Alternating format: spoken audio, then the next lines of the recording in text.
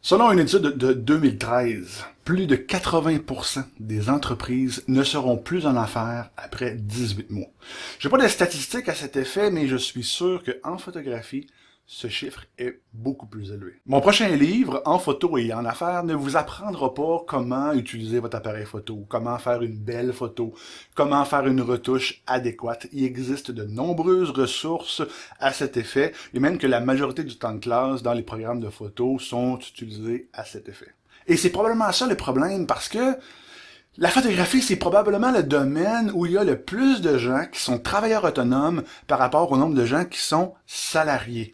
Puis être travailleur autonome, c'est gérer son entreprise. Je comprends, vous voulez être photographe, pas gestionnaire d'entreprise, mais vous allez le devenir par la force des choses. En photo et en affaires s'adresse aux photographes qui veulent gagner leur vie à temps plein ou à temps partiel avec la photo. Parce que on a beau être le meilleur photographe du monde, si on ne sait pas comment gérer correctement son entreprise, la photo va rester un loisir. Au mieux, ça va être un deuxième emploi à temps partiel les fins de semaine. Je vous explique en termes simples les bases de la gestion d'une entreprise photographique. Quel tarif demander à vos clients? Quel équipement choisir? Quelles sont les taxes à facturer? Comment mettre sur pied son entreprise et gérer les impôts qui y sont reliés?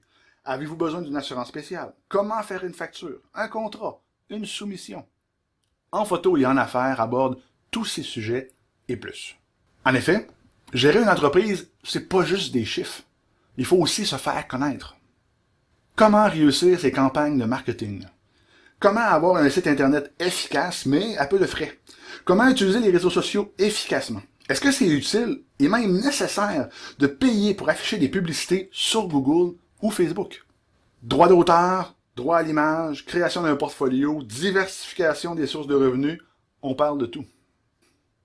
Chaque année, des centaines d'étudiants commencent un programme d'études en photographie. Puis ça, c'est sans compter tous les autodidactes qui se lancent dans l'aventure sans avoir suivi un programme scolaire officiel. Peut-être que c'est votre cas.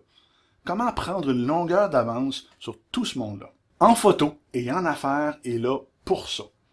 C'est pas une garantie du succès, personne ne peut vous garantir le succès. Mais, après l'avoir lu, vous aurez une immense longueur d'avance sur ceux qui ne l'auront pas fait.